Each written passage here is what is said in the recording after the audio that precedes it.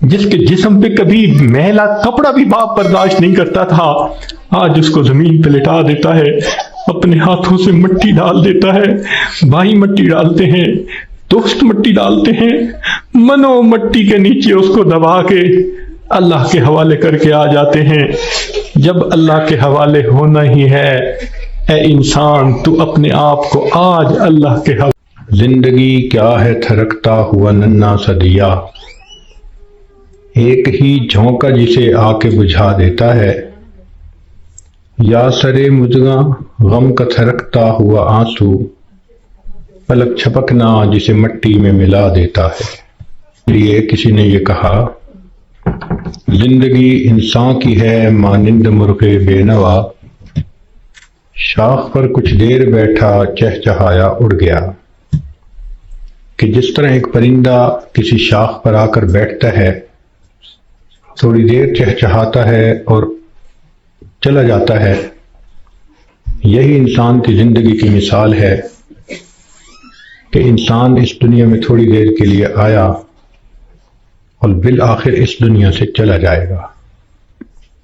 آپ نے دیکھا ہوگا کہ جب بچہ پیدا ہوتا ہے تو اس کے ایک کان میں اذان کہتے ہیں اور دوسرے میں اقامت کہتے ہیں۔ یہ اس بچے کو پیغام دے رہے ہوتے ہیں کہ تیری زندگی کی اذان بھی ہو گئی، تیری زندگی کی اقامت بھی ہو گئی، اب اقامت میں اور جماعت کے کھڑے ہونے میں جتنا فرق ہے اتنا ہی تیری زندگی ہے، لہذا تم اپنی زندگی اس طرح سے گزارو کہ ابھی میری نماز جنازہ قائم ہونے والی ہے۔ اس لیے یہ حکم ہوا کہ تم دنیا میں ہو تو امتحان گاہ میں ہو۔ یہ دنیا سیرگاہ نہیں، تماشا گاہ نہیں، آرام گاہ نہیں، یہ امتحان گاہ ہے۔ افسوس کہ ہم نے اس کو چراگاہ بنا لیا۔ اللہ رب العزت نے مومن کا گھر آخرت میں بنایا ہے، اس کا انحصار انسان کے اعمال پر ہے۔ چنانچہ ہر انسان کا ایک گھر جنت میں بنتا ہے، ایک جہنم میں۔ جب موت کا وقت آتا ہے تو اگر وہ جنتی آدمی ہے تو اس کو اس کا جنت کا گھر دکھایا جاتا ہے، اس کے دل خوش ہوتا ہے اس کو دیکھ کے، اور اسی خوشی کے عالم میں اس کی روح کو قبض کر لیا جاتا ہے۔ اور برا انسان جب موت کے قریب پہنچتا ہے تو اس کو جہنم میں اس کا گھر دکھایا جاتا ہے، جس کی وجہ سے اس پر ایک خوف طاری ہوتا ہے، اور اسی خوف کی حالت میں اس بندے کی روح کو قبض کر لیا جاتا ہے۔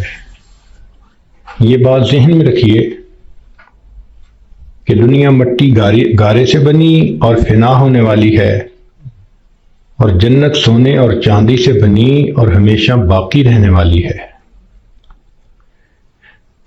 ایک بزرگ فرمایا کرتے تھے کہ اے دوست، جتنا دنیا میں رہنا ہے اتنا دنیا کے لیے کوشش کر لے، اور جتنا آخرت میں رہنا ہے اتنا آخرت کے لیے کوشش کر لے۔ ہماری دنیا کی زندگی تو ہے 150 سال، اور آخرت کی زندگی ہمیشہ ہمیشہ۔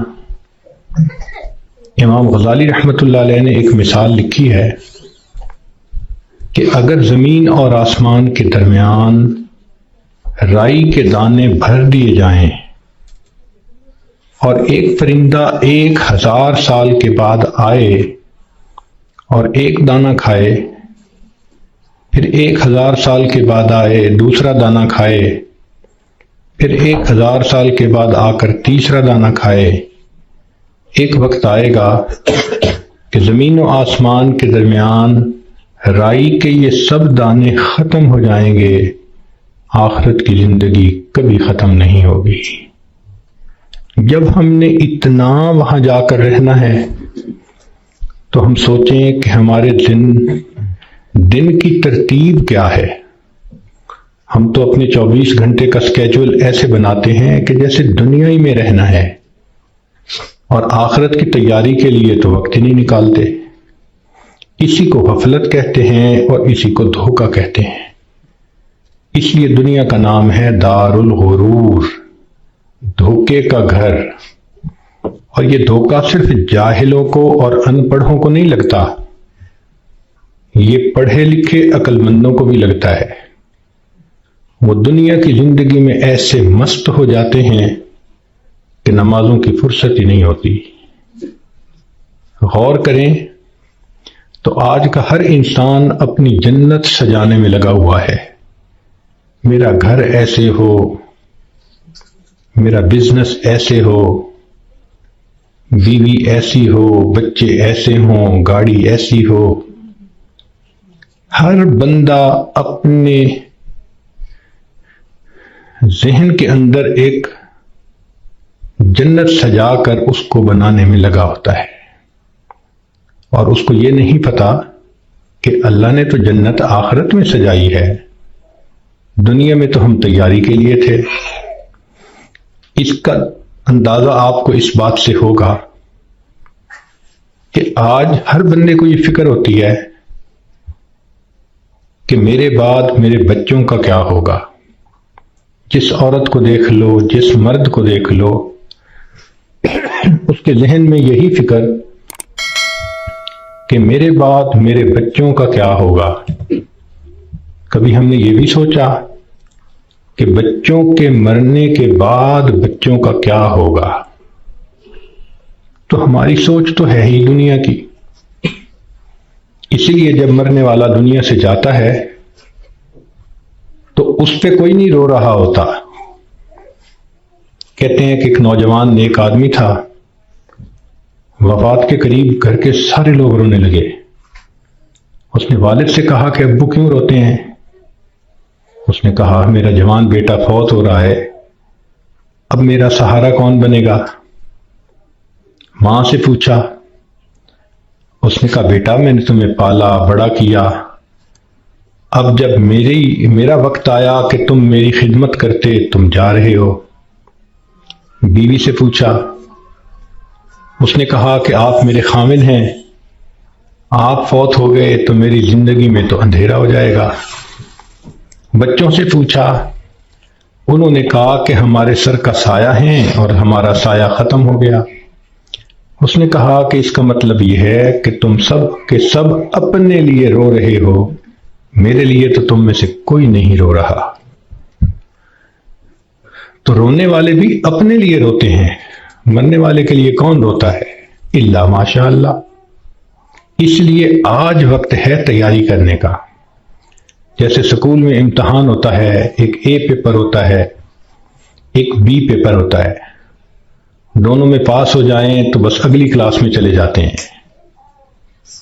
یہی ہمارا حال کہ دنیا کی زندگی میں ہمیں تیاری کا حکم دیا گیا، قبر میں جائیں گے تو اے پیپر ہوگا اور اس میں 3 کوسچن پوچھے جائیں گے، تیرا رب کون ہے، تیرے نبی علیہ السلام کون ہے، تیرا دین کون سا ہے۔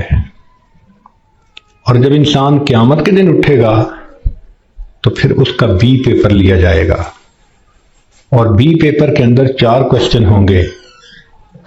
تم نے زندگی کیسے گزاری، جوانی کیسے گزاری، کدھر سے کمایا، کہاں پہ خرچ کیا، اور تم نے اپنے علم پہ کتنا عمل کیا۔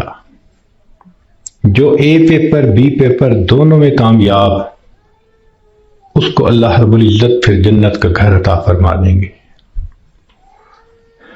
مگر اس کا یہ مقصد نہیں کہ جی ہمیں تو ان سوالوں کے جوابات کا پتہ ہے تو ہم موت کے وقت جواب دے لیں گے، ایسا نہیں ہوگا۔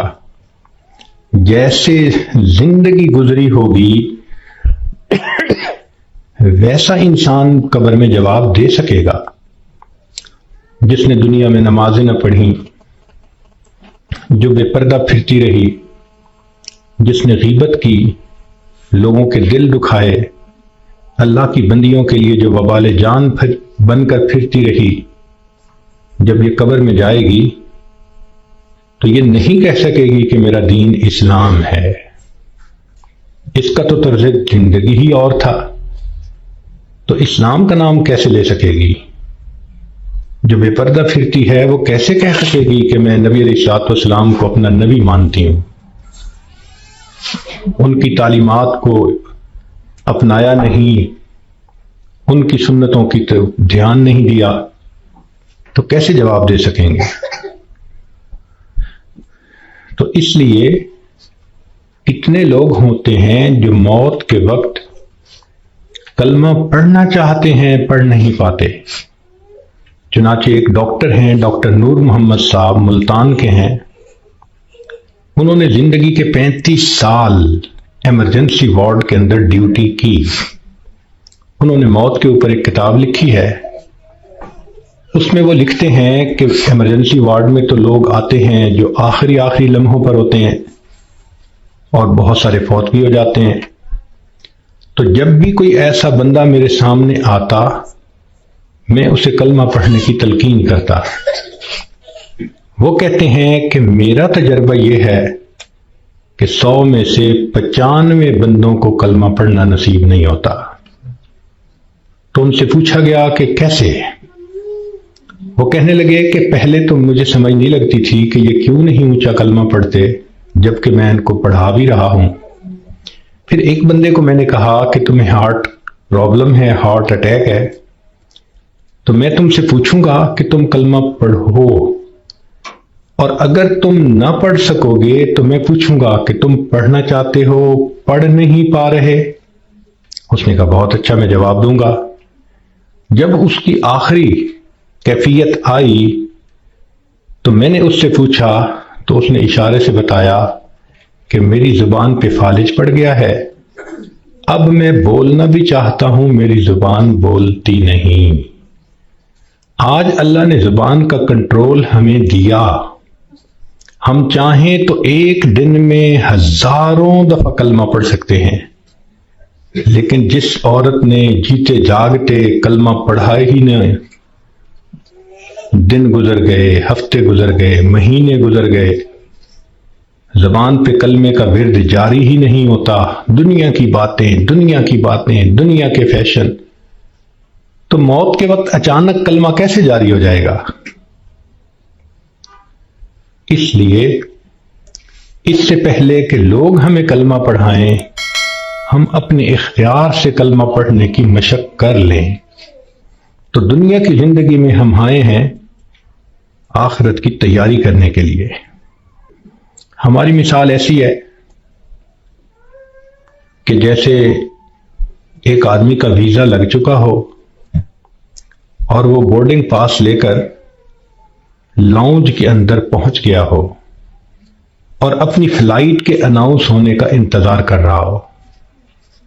ہم نے دیکھا کہ لاؤنج میں لوگ بیٹھے ہوتے ہیں، ایک فلائٹ اناؤنس ہوتی ہے، کچھ اٹھ کے چلے جاتے ہیں، پھر دوسری اناؤنس ہوتی ہے اور اٹھ کے چلے جاتے ہیں، نئے آتے رہتے ہیں اور یہ اٹھ کے جاتے رہتے ہیں. بالکل زندگی کا یہی معاملہ، نئے بچے پیدا ہوتے رہتے ہیں اور جو پہلے سے موجود ہیں وہ اس دنیا سے رخصت ہوتے رہتے ہیں. ہم سب کا موت کا ویزا لگ چکا، ہم لاؤنج میں ہیں، کب ہماری فلائٹ ہے یہ بھی ہمیں پتہ نہیں. نبی علیہ الصلوۃ والسلام نے ارشاد فرمایا، میری امت کی عمریں بین 70 و 60، 60 اور 70 کے درمیان ہوں گی. یعنی ایسا بھی ہوگا کہ کسی کی عمر 100 سال یا اس سے زیادہ، اور ایسا بھی ہوگا کہ کوئی پیدا ہوتے ہی بچہ مر جائے گا. تو جب اوسط نکالیں گے تو گراس ایوریج اس امت کی 60 سے 70 سال بنے گی. اب جن لوگوں کی زندگی ہے ہی 60 سے 70 سال، تو جو عورتیں 40 سے اوپر پہنچ گئیں وہ اپنی زندگی کے ظہر اثر کا وقت گزار رہی ہیں، اور ظہر اثر کے بعد پھر مغرب ہوتے ہوئے دیر نہیں لگا کرتی. ہم نے خود تجربہ کیا ہے کہ کئی کام اکٹھے ہوتے ہیں تو سوچتے ہیں کہ ہم چھٹی کے دن کریں گے، اور چھٹی کے دن جب صبح ہوتی ہے تو دل میں بڑا مان ہوتا ہے، لمبا دن پڑا ہے، کوئی بات نہیں۔ لیکن کام کرتے کرتے جب ظہر گزر جاتی ہے تو پھر بندے کو پینک کنڈیشن ہونی شروع ہو جاتی ہے۔ وہی بندہ جو تسلی میں تھا کہ لمبا دن پڑا ہے، اب ہاتھ پاؤں پھول رہے ہوتے ہیں اور وہ کہتا ہے جی دن تو نکل گیا، جلدی سے کام سمیٹو۔ تو جو 40-50 سے اوپر کی زندگی گزار رہی ہیں، اب وہ ظہر عصر کے وقت میں پہنچ گئیں، مغرب ہونے میں دیر نہیں لگا کرتی۔ اس لیے بہتر ہے کہ ہم موت سے پہلے موت کی تیاری کر لیں۔ اللہ رب العزت چاہتے ہیں تو بندے کو ڈاکٹر کے قدموں میں موت دے دیتے ہیں، اور اگر چاہتے ہیں تو بندے کے نام مردوں کی فہرست سے نکلوا دیتے ہیں۔ ہمارے ایک ڈاکٹر صاحب دوست تھے، وہ ایک ہاسپٹل کے ڈائریکٹر تھے، بڑے تھے، 300 بیڈ کا ہاسپٹل تھا۔ تو کہنے لگے کہ ایک مرتبہ میرے پاس لسٹ آئی ان مریضوں کی جو فوت ہو گئے، تو روزانہ میں سائن کرتا تھا تو وہ ڈیڈ باڈیز وارثوں کے حوالے کر دی جاتی تھی۔ تو میں سائن کرنے لگا تو میرے ذہن میں خیال آیا کہ میں ذرا ان کے چہرے تو دیکھ لوں۔ کہنے لگا میں نے چہرے جو دیکھے تو ایک بوڑھا آدمی تھا۔ ایسے ہی میرے ذہن میں گیا کہ کہیں اس کو فٹ کا دورہ تو نہیں پڑا، تو میں نے ٹیکا منگوایا اور انجیکشن اس کو لگا دیا۔ اللہ کی شان، وہ اٹھ کے بیٹھ گیا۔ مردوں کی فہرست میں اس کا نام لکھا جا چکا ہے۔ اللہ تعالیٰ چاہتے ہیں تو فہرست سے نام نکلوا دیتے ہیں۔ اور ایک اور ڈاکٹر صاحب کے بارے میں ہم جانتے ہیں کہ وہ اتنے ہارٹ اسپیشلسٹ ہیں کہ ملک کے صدر وزیر اعظم کے وہ ہارٹ اسپیشلسٹ ہوتے ہیں، VVIPs کے ہارٹ اسپیشلسٹ۔ ایک نوجوان آیا اور آ کے اس نے ان سے چیک اپ کروایا، تو ڈاکٹر صاحب نے پورا چیک اپ کرنے کے بعد ان کو کہا کہ your heart is functioning as good as that of a young man، کہ تمہارا دل تو ایک نوجوان بندے کے دل کی طرح ٹھیک ٹھیک کام کر رہا ہے۔ اس نوجوان نے ان سے اپنی فائل پکڑی اور پیچھے مڑ کر جو قدم اٹھایا، وہیں اس کو ہارٹ اٹیک ہوا اور ڈاکٹر کی آنکھوں کے سامنے اس کی جان نکل گئی۔ تو اللہ تعالیٰ چاہتا ہے تو ڈاکٹر کے قدموں میں جان دے دیتا، موت دے دیتا ہے، اور اللہ تعالیٰ چاہتا ہے تو مردوں کی فہرست سے بندے کا نام نکلوا دیتا ہے۔ اور کئی مرتبہ انسان موت سے بھاگ کے جا رہا ہوتا ہے اور حقیقت میں موت کے قریب ہو رہا ہوتا ہے۔ چنانچہ سلیمان علیہ السلام کا دربار ہے، ایک شخص داخل ہوا اور اس نے وہاں بیٹھے ہوئے کسی آدمی کو بڑے غور سے دیکھا۔ تو جس بندے کو غور سے دیکھا اس پہ بہت خوف طاری ہوا۔ وہ اٹھ کے سلیمان علیہ السلام کے پاس آیا، حضرت مجھ پہ بہت خوف ہے اس شخص کا جس نے مجھے غور سے دیکھا، آپ پلیز ہوا کو حکم دیں مجھے دور فلاں جزیرے کے اندر پہنچا دے۔ تو سلیمان علیہ السلام نے ہوا کو حکم دیا۔ اتنے میں آپ نے اس بندے کو بلایا جس نے گھور کے دیکھا تھا۔ پوچھا کہ بھئی کون ہو؟ اس نے جواب دیا جی ملک الموت۔ تم اسے گھور کے کیوں دیکھ رہے تھے؟ تو کہنے لگے کہ میں اس لیے اس کو غور سے دیکھ رہا تھا کہ اس کی روح تو میں نے فلاں جزیرے کے اندر نکالنی ہے اور یہ آپ کے دربار میں یہاں بیٹھا ہوا ہے۔ تو سلیمان علیہ السلام نے بتلایا کہ اس نے مجھ سے خود ریکویسٹ کی کہ مجھے فلاں جزیرے میں پہنچا دیں۔ ملک الموت نے کہا السلام علیکم، میں بھی اسی جزیرے میں جا رہا ہوں اس کی روح کو قبض کرنے کے لیے۔ بنی اسرائیل کے 5-6 آدمی سفر پہ 7 آدمی سفر پہ جا رہے تھے، اچانک بارش شروع ہو گئی، بجلی چمکنے لگ گئی۔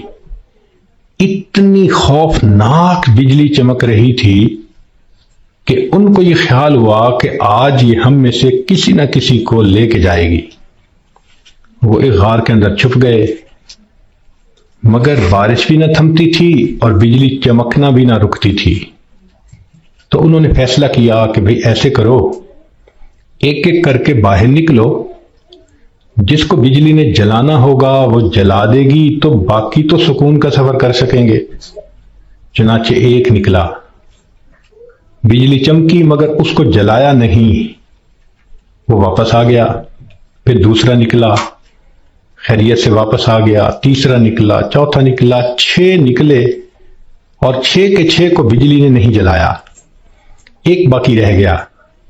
سب کہنے لگے کہ تو منحوس ہے، بدبخت ہے، تیری وجہ سے یہ ساری مصیبت آئی ہوئی ہے، نکل باہر۔ اس نے کہا میں نہیں نکلتا۔ سب زور لگا رہے ہیں، کہہ رہے ہیں، لڑ رہے ہیں کہ نکل باہر، وہ کہتے نہیں نکلتا۔ وہ ایسا وہاں پر جمع کہ اس نے کہا جو مرضی کر لو، میں غار سے باہر نہیں نکلوں گا۔ تو کچھ دیر کے بعد ان کے ذہن میں خیال آیا کہ اگر یہ باہر نہیں نکلتا تو ہم تو سب ایک ایک کر کے نکل چکے، چلو ہم نکلتے ہیں اور ہم سفر پہ چلتے ہیں، یہ اندر ہی رہے۔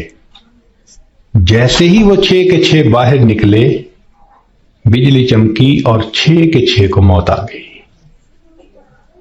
اب یہ سب دھکیل رہے تھے 7ویں کو، اور ان کو یہ نہیں پتا تھا کہ موت کا وقت تو ہمارا قریب آ چکا۔ کہتے ہیں کہ 2 چور کسی گھر میں آئے چوری کرنے کی نیت سے، تو ایک بڑھیا اور بوڑھا کمرے میں سوئے ہوئے تھے۔ انہوں نے ان دونوں کو رسیوں سے باندھ دیا چارپائیوں کے ساتھ، اور دونوں کی چارپائیاں اٹھا کر صحن میں رکھ دی، منہ پہ ٹیپ لگا دی، تاکہ ہم کمرے میں تسلی کے ساتھ سامان کو کھولیں گے اور قیمتی سامان کو لے جائیں گے۔ جیسے میاں بیوی کی چارپائیاں انہوں نے صحن میں رکھیں، یہ کمرے کے اندر گئے کہ ہم چوری کرتے ہیں۔ اچانک کمرے کی چھت گری اور یہ دونوں چور دب کر مر گئے۔ محلے والے آ گئے، شور ہوا تھا۔ اب وہ حیران کہ میاں بیوی تو رسیوں سے بندھے ہوئے ہیں۔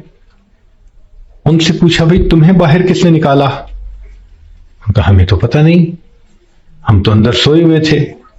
ان کو کھولا گیا، جب ملبہ ہٹایا گیا تو اس کے اندر 2 چوروں کی لاشیں دبی ہوئی تھیں۔ پتہ چلا کہ چور ان کو نکال رہے تھے کہ ہم چوری کریں گے، اور ان کو یہ نہیں پتا تھا کہ ہم اپنی موت کا خود انتظام اپنے ہاتھوں سے کر رہے ہیں۔ تو انسان کئی مرتبہ موت سے دور بھاگتا ہے، اور حقیقت میں وہ موت کے قریب سے قریب تر ہو رہا ہوتا ہے۔ اس لیے ہمیں چاہیے کہ ہم موت کی تیاری کریں۔ مہلت ہر ایک کو ملی ہے، کسی کو کم، کسی کو زیادہ۔ اس مہلت سے جو فائدہ اٹھائیں وہ خوش نصیب انسان ہے۔ اس دنیا میں آپ کو اللہ کا منکر تو مل جائے گا، رسالت کا منکر بھی مل جائے گا، دین کا منکر بھی مل جائے گا۔ اس دنیا میں آپ کو موت کا منکر کوئی نہیں مل سکتا۔ دہریے سے دہریہ بھی ہوگا تو یہ مانے گا کہ ایک دن مجھے موت آنی ہے۔ جب موت آنی ہی ہے تو کیوں نہ انسان اس کے لیے تیاری کر لے۔ اور موت کی تیاری یہ نہیں کہ انسان جاگنگ کرے اور ویٹ لفٹنگ کرے اور ایکسرسائز کرے، نہیں۔ موت کی تیاری یہ ہے کہ انسان اپنے پچھلے گناہوں سے توبہ کر لے، آئندہ نیکوکاری کی زندگی گزارنے کا ارادہ کر لے، اور جو لوگوں کے حقوق اس پر ہیں ان سے معافی مانگ لے۔ ہم نے دیکھا کہ بسا اوقات جو بندہ بیمار ہوتا ہے اس کے ساتھ اوپر والے ظلم کرتے ہیں۔ ظلم کا کیا مطلب؟ کہ اس کو حقیقت نہیں بتاتے کہ بیماری کتنی ہے، تسلی دیتے رہتے ہیں، اور وہ جھوٹی تسلی ہوتی ہے۔ ابو ٹھیک ہو جائیں گے، امی ٹھیک ہو جائیں گی، اور وہ سمجھتے ہیں کہ ہم بڑا نیکی کا کام کر رہے ہیں۔ وہ جی بتائیں گے تو ابو کو شوق لگے گا۔ بھائی شوق تو ان کو لگے گا جب اچانک موت آ جائے گی۔ یہ بہتر نہیں کہ ان کو پہلے سے انفارم کر دیا جائے کہ جی بیماری خطرناک ہے، زندگی کا پتہ نہیں، ابو کلمہ پڑھ لیں، ابو تیاری کر لیں؟ اوپر والے ظلم کرتے ہیں بندے کے ساتھ۔ چنانچہ ایک مرتبہ میں اپنا واقعہ آپ کو سناتا ہوں۔ ایک صاحب تھے جو سیکٹری لیول کے تھے، بہت لکھے پڑھے اور بڑی ان کی تنخواہ اور گاڑیاں اور ٹیلنٹڈ انسان۔ ان کی ریٹائرمنٹ ہوئی تو وہ بیمار ہوئے تو ہاسپٹل میں تھے۔ گھر آئے تو ہم ان کی تباہ پرسی کے لیے حاضر ہوئے۔ تو جب اس کے بڑے بیٹے نے مجھے دیکھا تو کہنے لگا، حضرت صاحب میرے ابو کے لیے دعا کر دیں، ڈاکٹر نے تو ہمیں جواب دے دیا ہے اور کہا ہے کہ بس ہفتے 10 دن کی بات ہے، ان کے اندر کینسر پھیل چکا، لیکن ہم نے ابو کو نہیں بتایا، آپ بھی پلیز ابو کو نہ بتانا۔ میں خاموش رہا۔ خیر اندر گئے، ملاقات ہوئی۔ تھوڑی دیر کے بعد میں نے انہیں کہا جی کہ مجھے آپ سے کوئی بات کرنی ہے، تو انہوں نے سب کو جانے کا حکم دے دیا کہ بھی کمرے سے جاؤ، میں حضرت جی سے کوئی بات کرنا چاہتا ہوں۔ جب وہ اکیلے ہو گئے تو میں نے ان سے بات کی کہ دیکھیں زندگی کا کوئی بھروسہ نہیں، کوئی نہیں جانتا کہ کب موت آئے گی، کیا پتا میری موت پہلے آئے، کیا پتا آپ کی موت پہلے آئے۔ ہم نے آنکھوں سے دیکھا ہے بوڑھا باپ جوان بیٹے کی لاش کو دفن کر رہا ہوتا ہے، اور کئی مرتبہ جوان باپ اپنے نوزائیدہ بچے کی لاش کو دفن کر رہا ہوتا ہے۔ تو یہاں کیا بھروسہ زندگی کا؟ کہنے لگے بالکل صحیح بات ہے۔ میں نے کہا کہ بات یہ ہے کہ آپ کی جو رپورٹیں ہیں ان سے پتہ چلتا ہے کہ آپ کے اندر کینسر بہت پھیل چکا، اور ڈاکٹروں نے ہفتہ 10 دن کا وقت دیا ہے، تو بہتر یہ ہے کہ آپ تیاری کر لیں۔ یہ بات سنتے ہی اس کی آنکھوں میں چمک آ گئی اور وہ مجھے کہنے لگا کہ حضرت صاحب آپ نے سچ کہا، یہ سارے لوگ مجھے جھوٹی تسلیاں دے رہے تھے، مجھے کنفیوز کر رہے تھے۔ میرا دل کہتا تھا کہ میری بیماری خطرناک ہے، اور یہ اوپر والے کہتے تھے، رپورٹ بھی نہیں دکھاتے تھے، کہتے تھے بس ٹھیک ہو جائے گا، آپ فوراً ٹھیک ہو جائیں گے۔ تو اللہ آپ کا بھلا کرے، آپ نے مجھے بتا دیا۔ میں نے تو اب اپنے پوتے پوتیوں کو، نواسے نواسیوں کو دیکھ لیا، کتنا بندے نے رہنا ہوتا ہے، تو چلو مجھے اندازہ تو ہو گیا۔ اب یہ کہہ کر انہوں نے دروازہ کھلوایا۔ جب بیٹا آیا اور اس کو پتہ چلا کہ حضرت صاحب نے تو بتا دیا میرے ابو کو، تو وہ میری طرف دیکھنے لگے۔ میں نے ان کو کہا کہ بچے غصہ نہ کرو، میں نے تمہارے ساتھ بھلا کیا ہے۔ اللہ کے اس بندے نے سارے گھر والوں کو بلایا اور ان کو کہا کہ دیکھو بھائی میری بیماری کی یہ حالت ہے کہ میرے پاس صرف 6-7 دن ہیں، اب ایسے کرو کہ جو میری زمینیں تھیں، جائیدادیں تھیں، مکان تھے اور وہ میرے نام تھے، سارے نکالو، میں اپنی وراثت کو بچے اور بچیوں میں شریعت کے مطابق تقسیم کرتا ہوں تاکہ میرے بعد جھگڑے نہ ہوں۔ لو جی 2 دن میں انہوں نے سب جائیدادوں کا بچوں کے نام انتقال کروا دیا تاکہ بچوں کے جھگڑے نہ ہوں آپس میں۔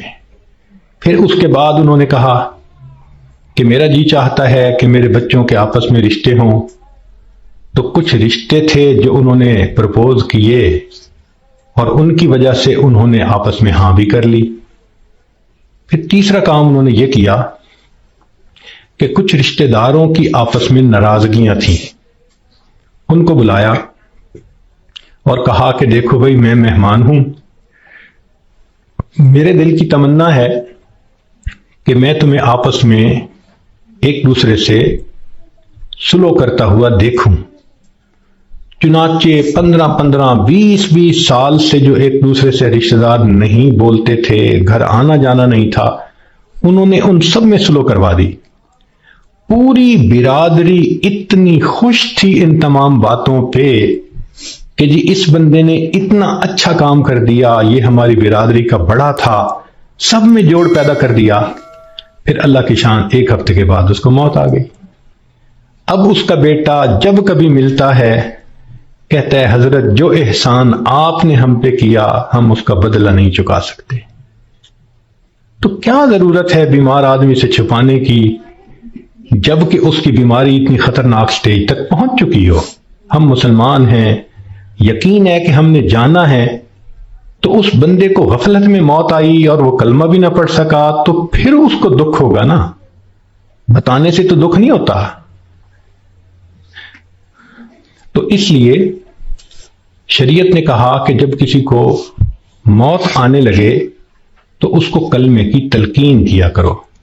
ہم نے یہ دیکھا ہے کہ ادھر بندے کے آخری لمحہ ہوتا ہے اور ادھر بیوی جو ہے آگے بڑھتی ہے اور بیٹی کو کرتی ہے، آپ نے پہچانا ہی سے یہ کون ہے، یہ دیکھو یہ تسنیم آئی ہے، یہ دیکھو یہ پروین آئی ہے، حالانکہ وہ لمحہ اس بندے کے لیے اللہ کے ذکر کا وقت ہوتا ہے، یکسوئی کا وقت ہوتا ہے۔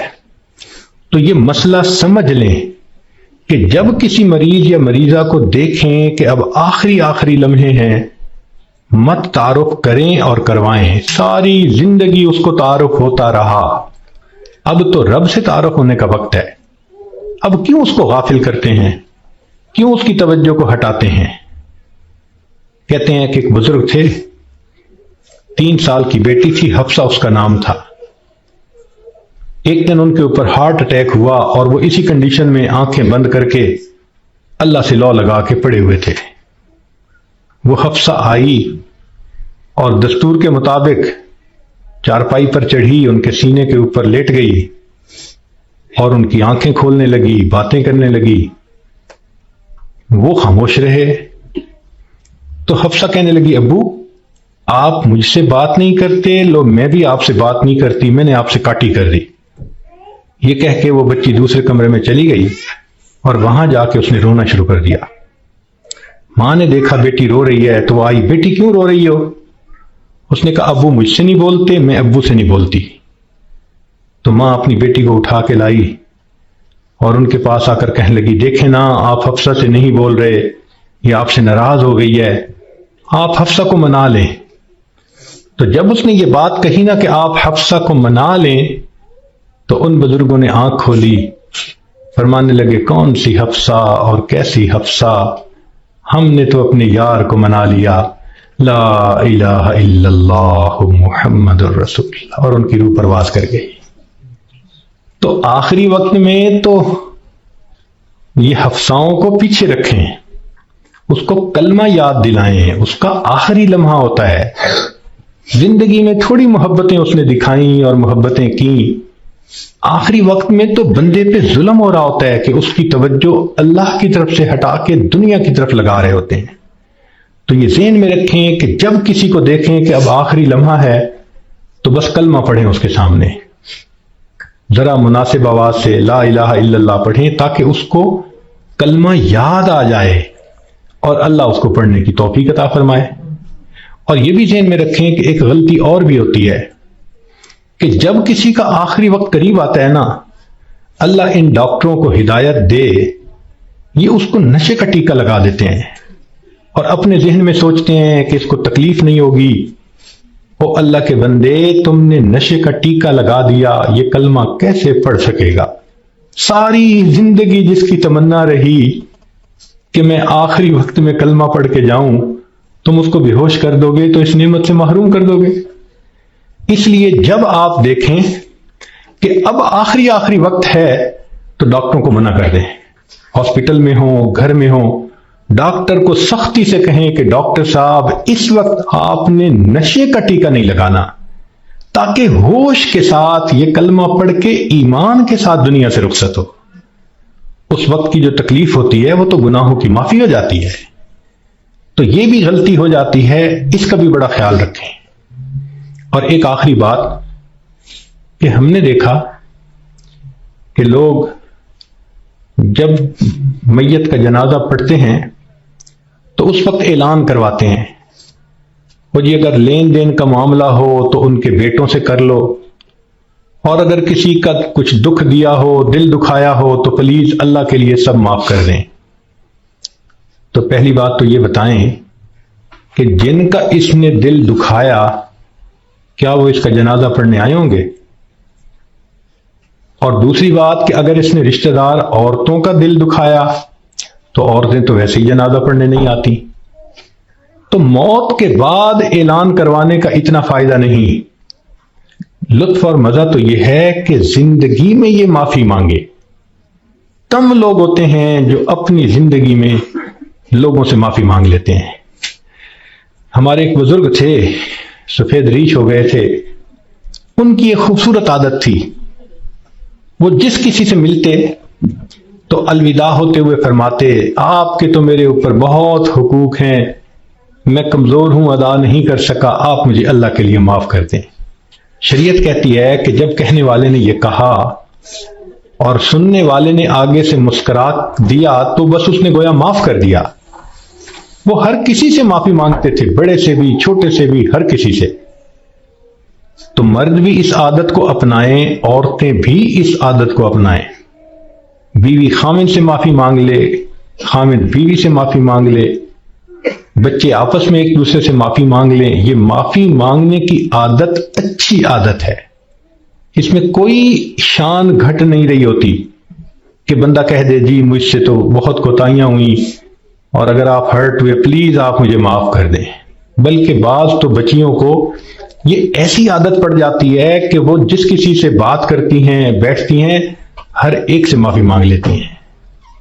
تو یہ بھی ایک بہت اچھی عادت ہے کہ دنیا کے معاملات کو انسان دنیا میں ہی سمیٹ جائے. کون ہے جو آخرت میں جواب دینے کے قابل ہو سکے؟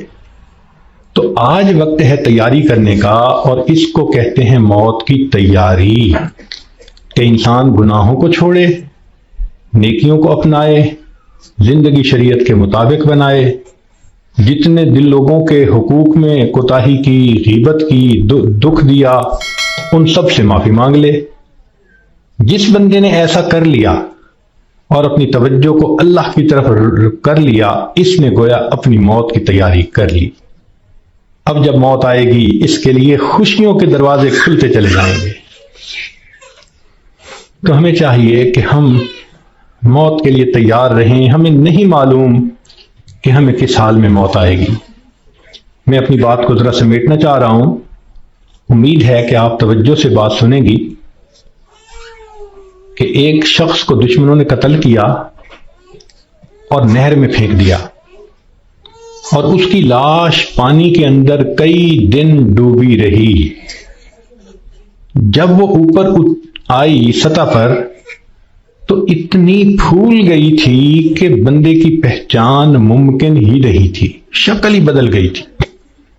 پولیس والوں کو پتہ چلا، انہوں نے آ کے لاش نکالی، اور جب دیکھا کہ پہچان ہی نہیں ہوتی تو انہوں نے قریبی بستی والوں کو بلایا اور کہا کہ بھئی اس کو نہلا دو، کفنا دو، مسلمان تو ہے. چنانچہ امام صاحب نے کہا کہ جی میں نہلا تو دوں گا، میرے پاس کفن کے پیسے تو نہیں ہیں، مجھے کفن کے پیسے دے دو. ایک بندے نے کہا کہ جی اعلان کر دو. ذرا سنیں، مسجد میں اعلان ہوا، بھائی لاوارث نعش ہے، کفن خریدنا ہے، چندہ لاؤ. کوئی روپیہ لایا، کوئی 2 لایا، کوئی 5 لایا. آدھے گھنٹے تک اعلان ہوتا رہا کہ لاوارث لاش ہے، کفن خریدنا ہے. آدھے گھنٹے کے بعد پھر جا کر پیسے پورے ہوئے، کفن خریدا گیا، اس کو نہلایا گیا، کفنا دیا گیا، جنازہ پڑھایا گیا. جنازہ پڑھتے ہوئے ایک آدمی کی آنکھ میں بھی آنسو نہیں تھے، اس لیے کہ کوئی جانتا ہی نہیں تھا یہ کون ہے. جب اس کو دفن کیا گیا تو 3 مہینے کے بعد کیس کی حقیقت کھلی. تب پتہ چلا کہ وہ سرگودا کے علاقے کا ایک ذمہ دار تھا. 4 مربع اس کے باغات تھے، کروڑوں کی سالانہ آمدنی تھی. کوئی 6 کروڑ روپیہ اس کے بینک بیلنس کے طور پہ موجود تھا، اور اس کے 4 جوان العمر بیٹے تھے. اس لینڈ لارڈ نے کبھی سوچا بھی نہیں ہوگا کہ میں کروڑوں پتی بندھا جب دنیا سے جانے لگوں گا تو چندے کا کفن لے کے جاؤں گا. اس کو کہتے ہیں وارث مان نہ کری وارثاں دا، رب بے وارثہ کر مار دئی، کہ وارث تم اپنے وارثوں کا مان نہ کرنا، اللہ بندے کو لاوارث کر کے مار دیتے ہیں۔ ہمیں کیا پتہ کس حال میں موت آئے گی، آج وقت ہے اس موت کی تیاری کرنے کا۔ اس لیے امام غزالی رحمۃ اللہ علیہ فرماتے ہیں، اے دوست تجھے کیا معلوم کہ بازار میں وہ کپڑا پہنچ چکا ہو جسے تیرا کفن بننا ہے، ہم نہیں جانتے کب ہمارا کفن بازار میں آ جائے گا۔ لوگ یعنی شادی اور بیاہ میں مشغول ہوتے ہیں اور ان کو نہیں پتا ہوتا ان کے کفن کا کپڑا پہنچ چکا ہوتا ہے۔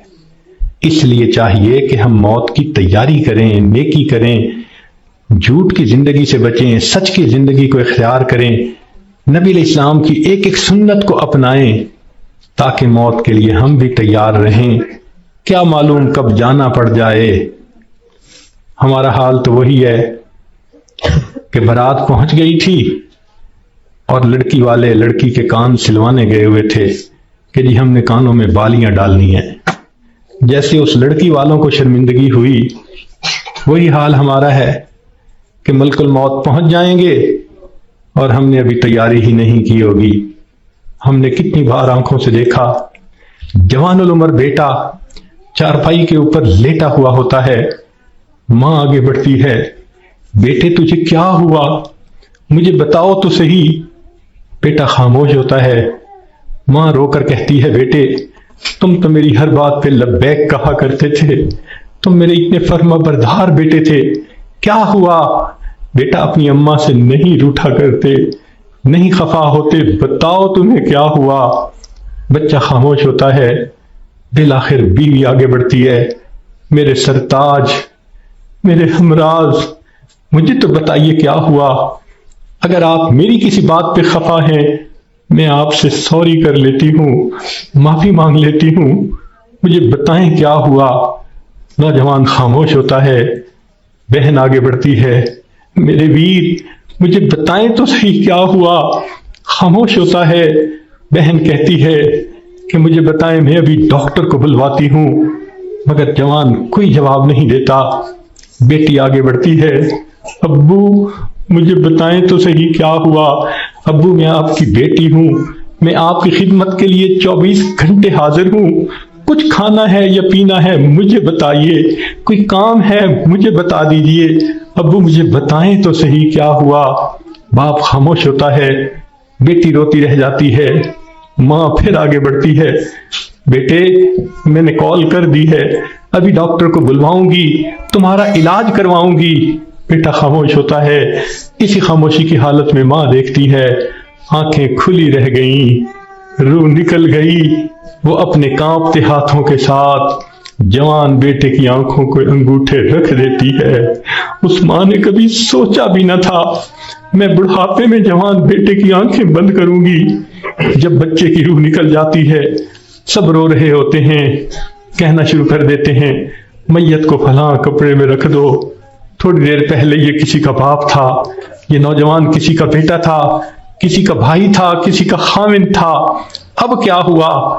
سب نے اس کو میت میت کہنا شروع کر دیا۔ تو جواب ملے گا اصلی انسان تو چلا گیا، یہ اس کا جسم باقی ہے، اس کو بھی ہم اس کے اصلی گھر پہنچائیں گے۔ چنانچہ اس کو نہلا دیا جاتا ہے، کفنا دیا جاتا ہے اور جنازے کا اعلان کر دیا جاتا ہے۔ اس کو لینے کے لیے کئی رشتہ دار کمرے کے اندر آ جاتے ہیں، بھئی تم کیوں آئے ہو؟ ہم اس کو اس کے اصلی گھر پہنچانے کے لیے۔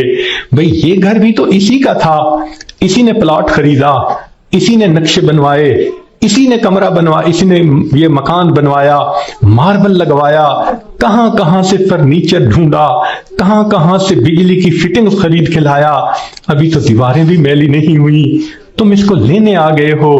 سب کہیں گے یہ تو عارضی گھر تھا، اصلی گھر تو آگے ہے، 2 گز زمین کا ٹکڑا، چھوٹا سا تیرا گھر ہے۔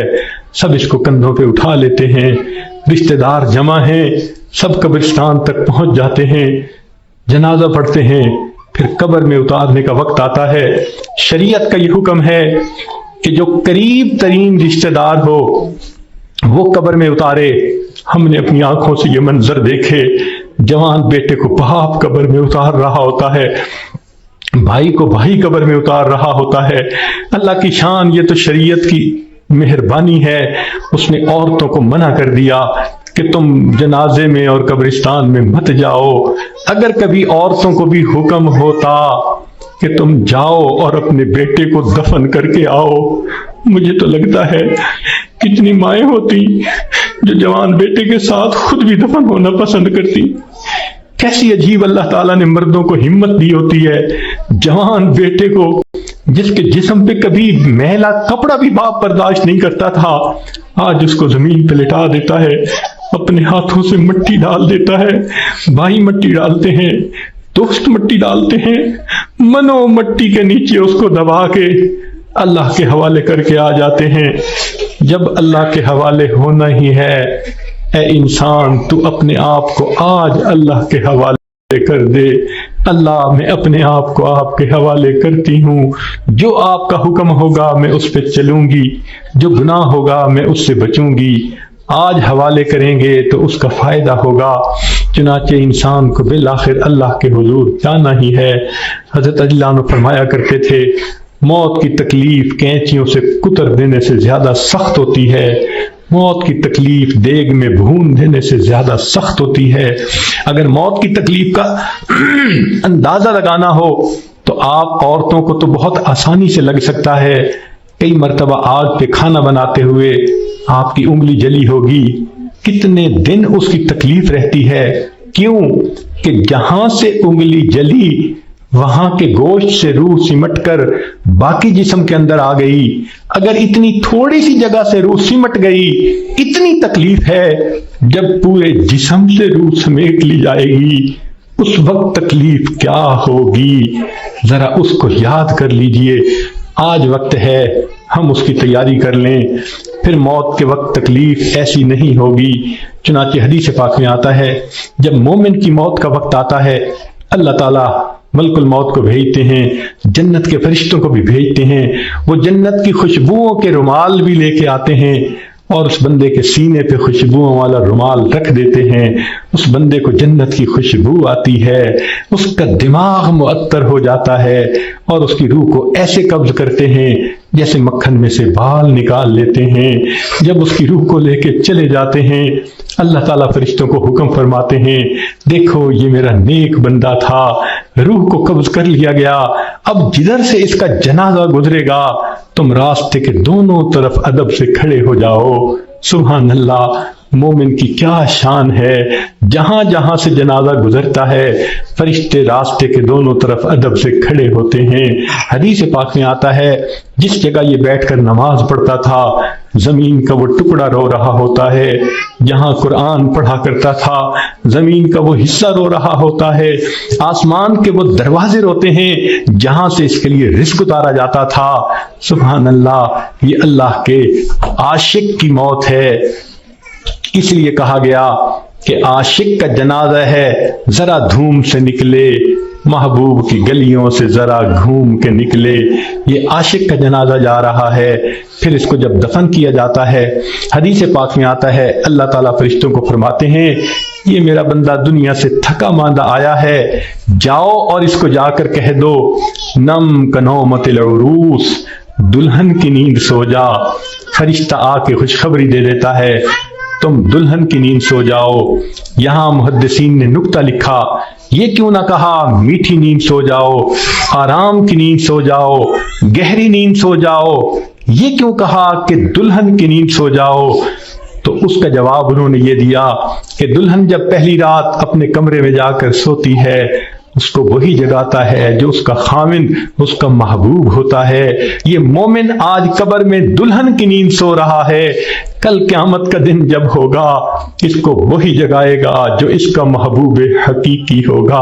चुनाचे मोमिन कब्र से उठेगा, आवाज आएगी, या अय्यतुहन नफ्सुल मुतमइन्ना इरजिई इला रब्बिक राज़ियतम मर्ज़िया फदखुली फी इबादी वदखुली जन्नती।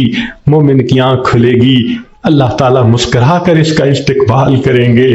یہ کیسا خوش نصیب انسان ہے کہ جس نے اچھی زندگی گزاری، آج یہ دنیا سے آخرت کی طرف کامیاب ہو کر چلا گیا۔